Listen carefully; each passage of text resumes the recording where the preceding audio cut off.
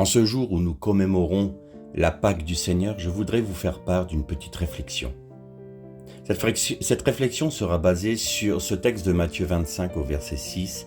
Au milieu de la nuit, on s'écria « Voici l'époux, allez à sa rencontre ».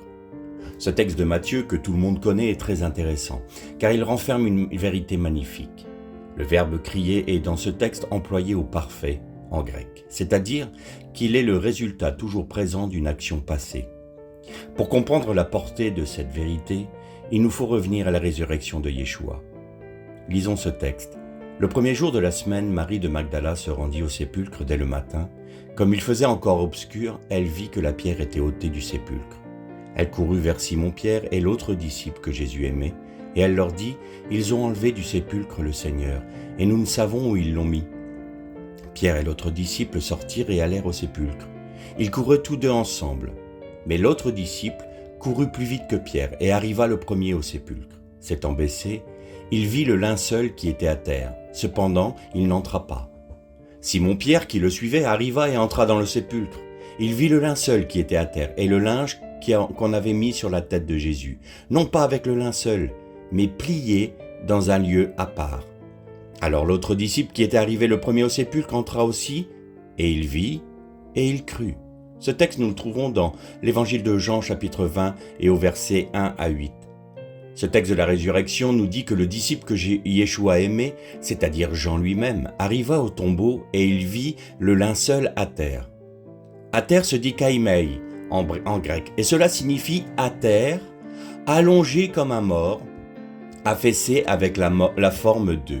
Cela nous dit que le linceul que les disciples ont vu n'était pas le résultat d'un enlèvement d'un corps, mais que le linceul avait gardé la forme du corps du Seigneur et s'était affaissé sur lui-même.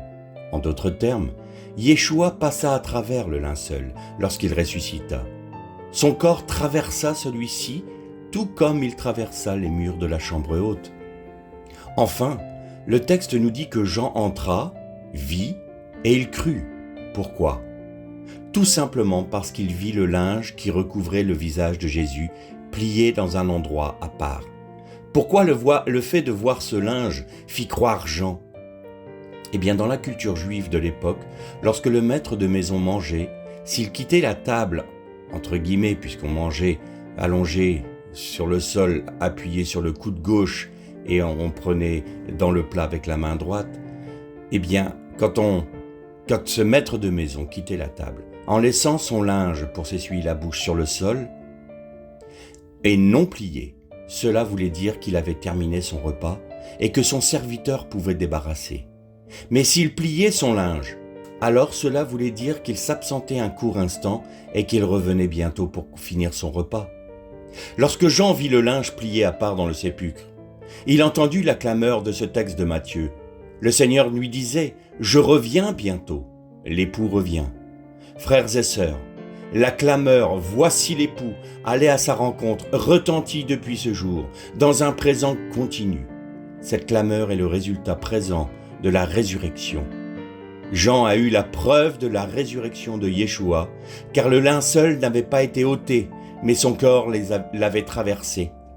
Mais de plus, le linge du visage lui fit entendre cette clameur, l'époux revient. Je vous souhaite donc à tous Chag Pesach Sameach, c'est-à-dire une joyeuse fête de Pâques.